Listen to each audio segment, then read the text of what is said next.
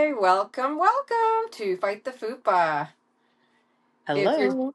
if you're just joining us for the first time, you can find us on YouTube under Fight the FUPA, or there's also at Diabetes Diva.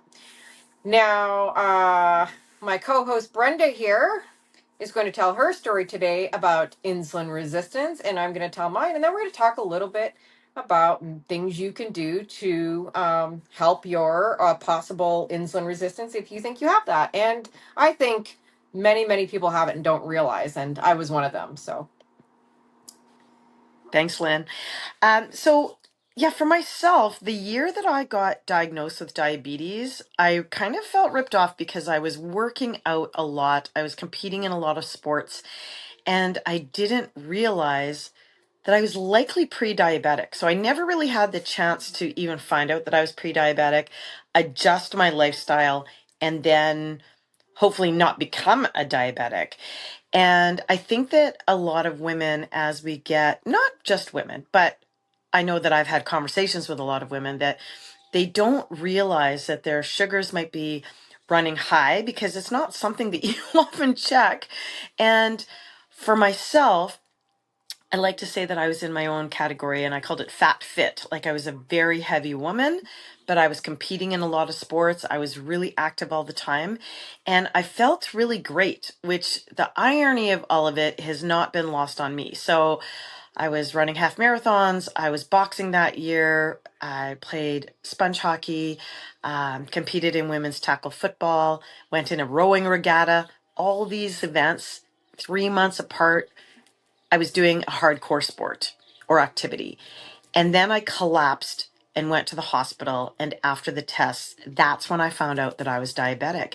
And it started to kind of make me understand that, holy smokes, maybe this is why I've been having such a hard time losing weight because I right. So didn't. it's not because you weren't super active or trying to be really healthy. And in our 40s, unfortunately, for 5 to 10, maybe even 15 years prior, your body was always already priming itself up with insulin resistance and fatty liver, all these other inflammation, all these other things were happening.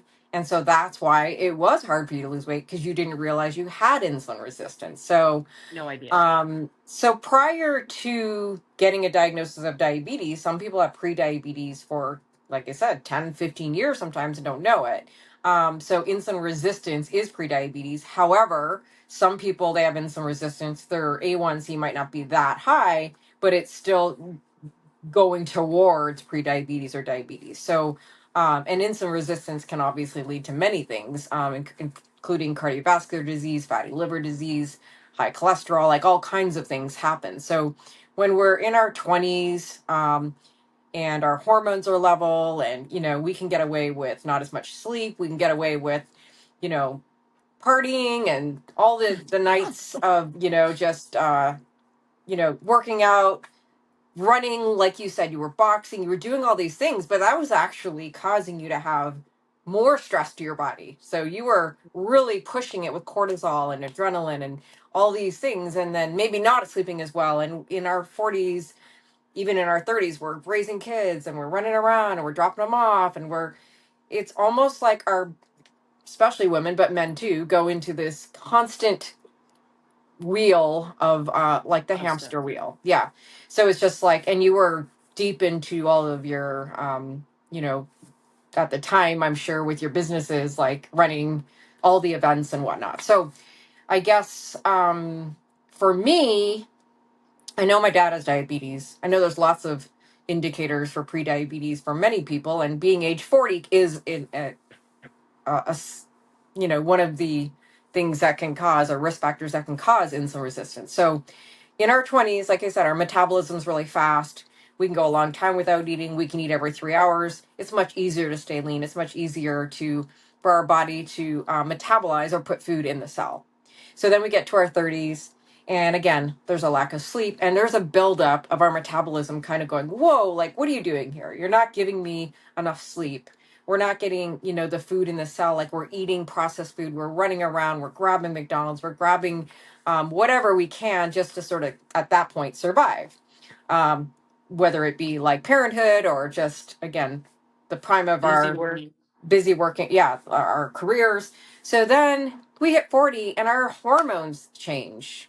For women, especially in perimenopause and menopause, we have changes slowly that you don't even know are happening, where you could have imbalances in vitamins, imbalances in insulin. So your insulin is the only hormone that puts our food in the cell. It's like the key. So if this pen's the key, it's like trying to open up the cells. But you can imagine if your body is blocking the keys and it's trying and trying and trying and trying and trying and trying, eventually your pancreas just, or your insulin just, it slows down or it doesn't work as efficiently. So insulin resistance is just that. It's all of a sudden there's inflammation, stress, poor sleep habits, sedentary lifestyle, middle abdominal weight gain. It can be hormonal. It can be family history. It can be high cholesterol, high triglycerides. Middle, like I said, there's so many risk factors for insulin resistance and prediabetes that it happens so slowly and gradually, we may not even know it's happening. So, Well, I think that is so key, Lynn, in that, for people that are trying to eat healthy, trying to get proper amounts of sleep, I was working out constantly. I did have a high stress job, but I always made activity a big part of my life. And still, I was probably at the time I was diagnosed, I was probably around 188, 190 pounds. I'd have to actually go back and look at my amateur boxing card because we had to weigh in before we competed. So I'd have to look at that. But I think I was in and around 180 something pounds, which is very, very heavy for someone who's 4'10". Um, but I felt great cardiovascularly, and I know I've got a lot of strength. So I actually tricked myself into thinking that I was okay and that I was healthy and that I could outrun a lot of people, because I can run forever, not fast, but I can run forever. But so I had actually tricked myself into believing that I was okay, that I was just a heavy individual. So I think for you as a nurse, like, what would you say to encourage someone, do those regular checkups with your doctors, but when they go to their doctor, what are they asking for? What are they looking for? Because until I had blood work done, when I was literally brought into emergency, that's when they noticed that my blood sugars were quite elevated. And that's what took me on that journey of, oh, sorry, you missed the whole pre-diabetes window. You're actually full-blown diabetic now, and we need to start looking at that. What would you suggest for anyone listening that they ask for as far as blood work or tests so that they could so have the discussions with their best, doctor? I think the best indicator is hemoglobin A1C. A1C is a 90-day average of all your sugars. So every 90 days, we all make a whole new set of red blood cells. And 90 to 120 days. So it does see how much glucose or sugar is stuck to your last 90 days. So someone without issue is usually under 5.2. Someone that's over 5.6 is actually in the prediabetes range. So 5.7 to 6.4 is prediabetes.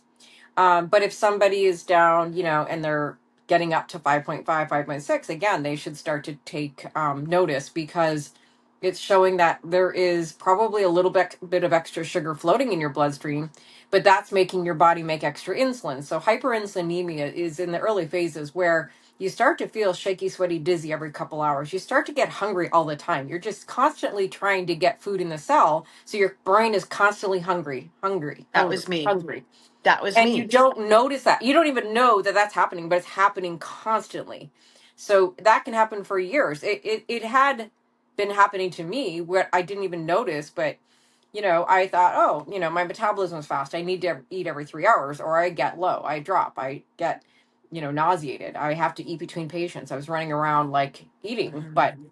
Mhm. it was almost like I had to. I've seen other people eat much lower amounts of food and stay lean. But, I listened to a girlfriend of mine who's relatively lean and a little bit older than me, but she was like, yeah, I just eat a yogurt for lunch. And I'm thinking, oh my gosh, I would die.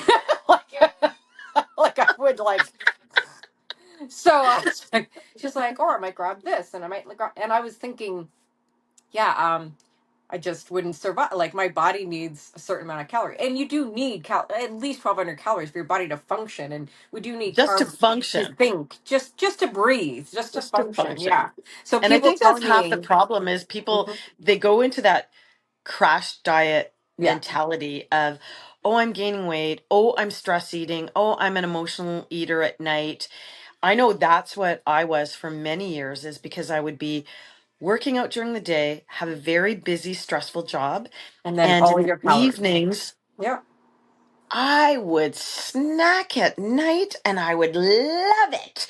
I Well, the was in problem my is that's most of North America. Like we eat, we run, run, run, run, run. We barely eat, and then we eat most of our calories between 6 and 10 at night. And I was one of them. I mean, most nurses are like we run, run, right. run around. We don't think of it. So that's another problem. Is you're not eating consistently throughout the day, getting enough fiber, fat, protein, carb, all those things. So just eating balanced little meals all day really do help, obviously, but all the things that we try to talk about even when people have pre-diabetes, and I teach pre-diabetes courses, a lot of people don't do that because their lifestyle isn't conducive to that, and then you don't sleep good, and then you wake up in the middle. I mean, I can't tell you how many times I've heard you say over the last 20 years, oh, my brain is tired. And I may have anyone said that this morning. But when your brain is tired, it's literally not just lack of sleep. It's lack of, like, your body is saying to you, like, I need fuel and I need rest. And we don't listen to our body when we need it. It's like we just go, go, go, go. And then at the end of the day we crash. And yeah, so then you have high cortisol levels because of all of the stress. And then you wake up in the middle of the night and your sugars are higher from cortisol. You get this imbalance. You get visceral fat, which is the abdominal weight, because your body thinks you're starved. It's going to go around the midsection and protect your organs, and it gets harder and harder to lose. And then there's fatty liver disease, and then there's all these other things that contribute to insulin resistance. I'm seeing a lot of things online that are sort of saying, no, it's not carbs, it's not processed foods or refined sugars, it's you're eating way too much fat. And I think it's everything. It's not, I don't think any one thing, if anyone tries to say, oh, insulin resistance is definitively just inflammation or just cortisol or just your gut hormones, because I see different influencers say, and their whole page is just on their gut, and I'm going to fix your insulin resistance by this. Or you're eating too much fat, I'm going to fix it by this. Or I'll find another page and I'm going to fix your insulin resistance with decreasing inflammation by, taking berberine. There's all these different things, but there's no scientific proof of that. Like, we know what studies actually work and which ones are sort of emerging and are new, but no one actually knows because it's happening to millions and millions of people. And we know all the risk factors, but what's actually causing this complete blocking of insulin, there's no one answer. It's multifactorial. So anyone that tries to say, follow me because I know it's not carbs and it's not this and it's just fat, like I saw that the other day, I was like, but There's a lot of experts online that really are not experts. think that Sorry. they're experts. Yeah, absolutely. And I know that we've talked about this before, Yeah. is trying to separate the fluff from the science. I am very much, I'm really lucky that you're my best friend and you're a diabetes educator. So you get the cutting edge research and science that is factual and recent, that you are able to train the doctors so that they have the proper information to share with their patients. I was going to say guests. I'm in hospitality event mode with their patients. um, so I'm very lucky. But there's a lot of people on there that just go online and, oh, I saw this on TikTok or I saw this on Right. Instagram and I'm like this. They're like, what do you think of this? I'm like, do your homework. Go check that person's credentials. Go see what's the book that they wrote, where did they go to university, how long have they been studying, what are the research papers that they're a part of, because that's what I do. And I mean, it's ironic that I've got a kinesiology background. Lynn has got a nursing background, and here we are both talking to you about how we are fighting the FUPA. Because you could have all the knowledge in the world, but you need to actually put it into action and constantly find solutions that work for you. Because there's no cookie cutter stamp of, oh, Right. here it is. Take And this. do this, Everyone, try yeah, this. everyone has Everybody's different risk different. factors. Everybody has different bodies. Everyone has different you know, biology as far as your genetic background and your hereditary risk factors and where your family's from and ethnicity, and there's so many variables that you cannot just say, yeah, it's from this. So I can honestly tell you that this week alone, I think I've had it probably 12, maybe more.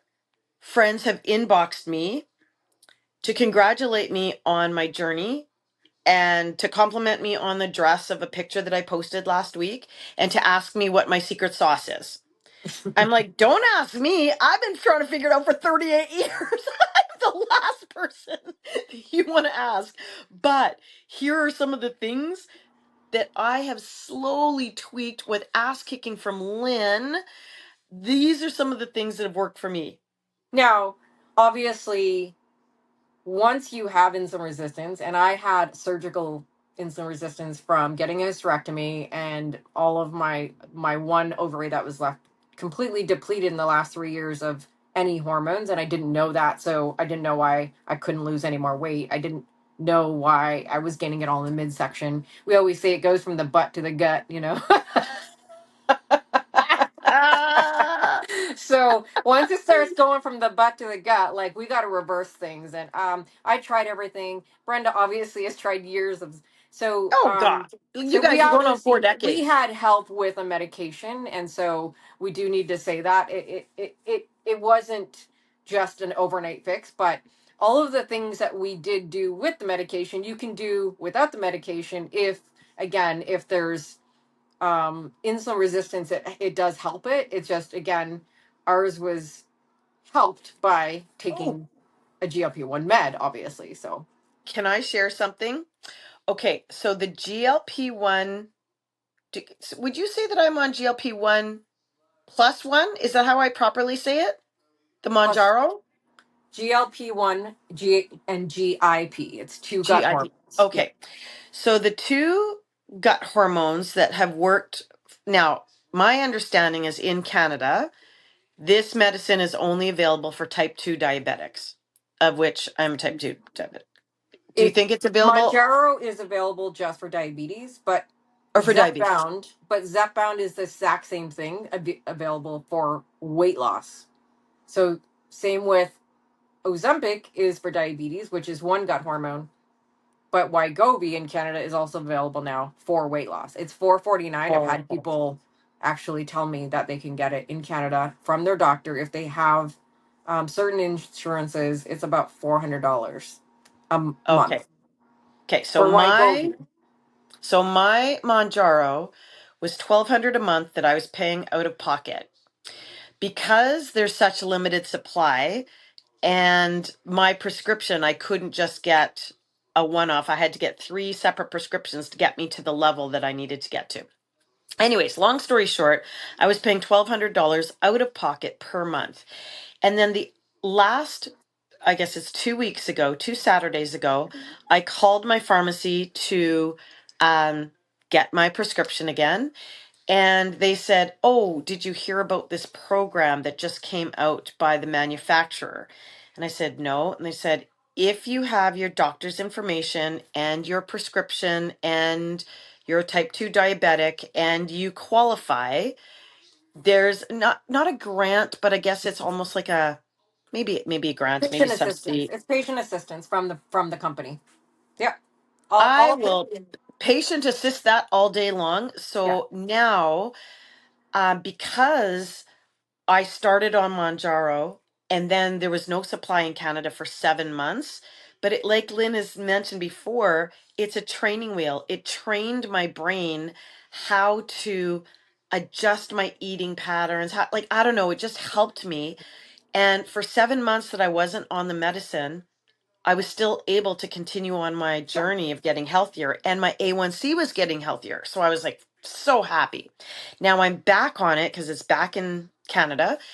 And but now instead of paying $1,200 out of pocket, when I went to go pick up my prescription, I had received a instant qualification with a number that I showed the pharmacist, it cost me $570 for the month. I mean, you guys, that's still a car payment, let's be honest. Still very expensive to pay out of pocket, but it's the only medicine for the 10 years that I've been a diabetic trying the Victoza, and I can't even remember. Lynn probably Yeah. remembers all the things because she was helping guide me along the way. I tried so many medicines.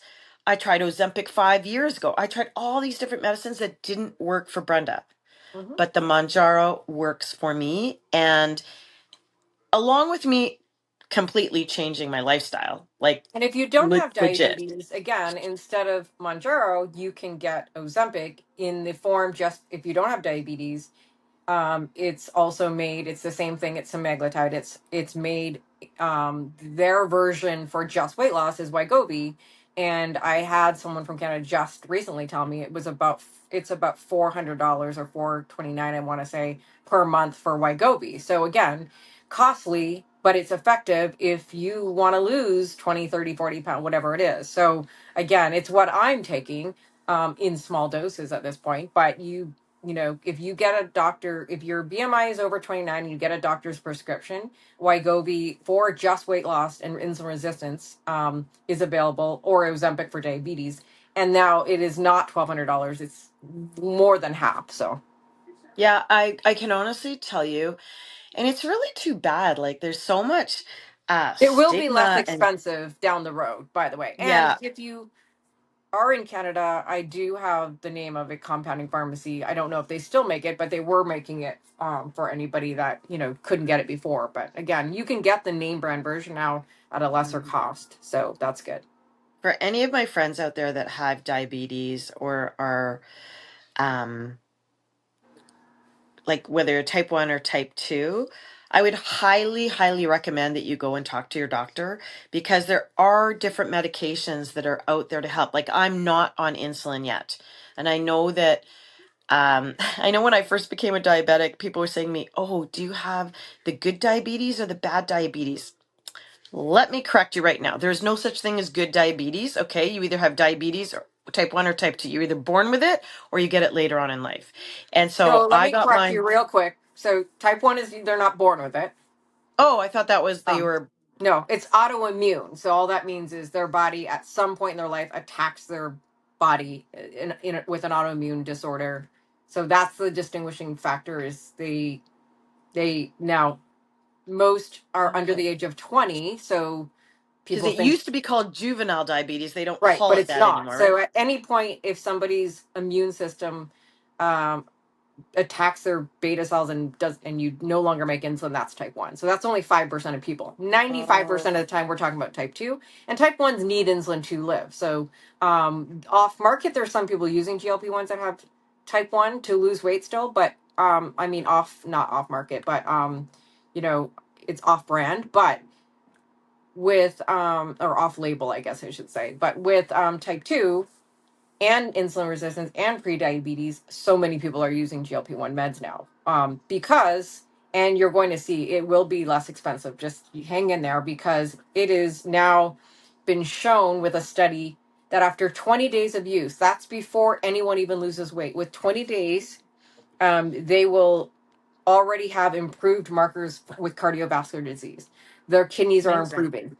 So many things that it helps that it's one of those things where we definitely want people to um, learn about these things because down the road there's going to be so many more indications. So, Well, I think and that there's, as a society, like 2012, we were helping people with their health, and everywhere we looked, like when you went to Disney World, it was shocking to me how much obesity was around, and I was in that group.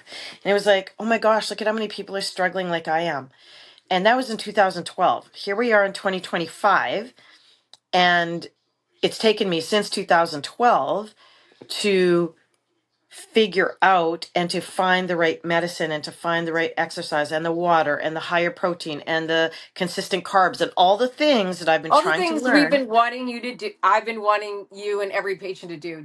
It's hard when it's hard to do on your own. It's hard when you have insulin resistance. So And hard. obviously, I now, after years of telling people for 3 decades, I've taught it. I know myself how hard it is because I actually tried for a year or two of just very consistently trying to lose that I couldn't. And that's when I finally also used some GLP-1 for my insulin resistance. So um, if you're not on GLP-1, you can do some of the same things that we did. You can try eating slowly in the right order, all your veggies, then your protein, and then last your carbs. You can divide up your plate, half your plate's your veggies, a little bit of protein on the quarter, the last part is your carb. You can try to incorporate more resistance training, 2 to 3 days of weights or bands or your own body weight. That's going to really help insulin resistance because putting on the muscle is really important. You can walk your 8 to 10,000 steps every day or as much as you can. And all of the things Water, that, sleep. yeah, water, walking, winning, attitude, those three W's. Sleeping, obviously, really important. To decrease inflammation, there are studies that show if you take berberine and alpha lipoic acid, those actually do help with insulin resistance. They're off, it's you can get it over the counter. So it's kind of like metformin, where it will open up your cells. So you can talk to your doctor about that if you want. But berberine is over the counter, and so is alpha lipoic acid. Those two things are really helping a little bit with the FUPA. And again, just like Brenda said, sleep is really more important than we've ever really realized, because if you decompress and unwind every night and you actually get a good night's sleep and you're not tossing and turning, and your cortisol levels and all your hormones are more level, and your sugar levels in your body responds much better. So for some reason this app's kind of all of a sudden telling me to wrap it up when we're 99% needing to wrap it up, but I've never seen that version before. But anyway, I just thought we'd kind of just sort of wrap it up with those things that you can try even without a GLP-1. And in most cases, if you lose 7 to 10% of your body weight, 150 minutes of cardiovascular activity week, 2 to 3 days of resistance training, those are the things that we have been proven over and over and over to help insulin resistance. And it more on the diet part, I think we can get more into that again maybe next episode, and we can talk again because everyone loves to hear more about the foods. We can go into carb counting again and protein and all that stuff. Awesome. I really appreciate it, Lynn, because I think a lot of people who don't realize that they're insulin resistant, they might sense it, but they might not know. So if you go to your doctor Well, if and you're you have tired all those the time, hungry all conversations. the time, brain fog, not sleeping well, over 40, middle abdominal weight gain, you probably have insulin resistance because, again, I don't know why, but it didn't click for me the last 3 years that my hormones were depleted and I couldn't lose weight because of insulin resistance. Like, it just never dawned on me until I realized, oh, okay, this is why I can't lose weight. So, again, all those things, put them to use, see how they work. But again, they're proven effective in studies. So, Yeah, baby steps. yeah, one step at a time. Just keep stepping. Well, this reminds me that even though I walked the dog this morning, I need to go get more steps in because I literally try to do 6 kilometers a day minimum. And um, Lynn and I are still working on our Jordan's Trail. We're getting Yep. there. I still have, I think, about 100 kilometers to go, but I absolutely love those pacer challenges, and they keep me motivated in a really weird way. Well, I'm And on I a kept telling 64 Lynn day about them. I'm on a 64-day streak to get my steps, and my my husband literally last night watched me walking on the spot while was watching my show, and he was like, "That's not doing anything." I'm like, "Well, it's better than me sitting there watching it. I'm getting my steps in." All right. Well, Absolutely. um, have a great rest of your weekend, everybody, and we'll talk to you next episode. W, Bye. winning. Bye. Water walking winning.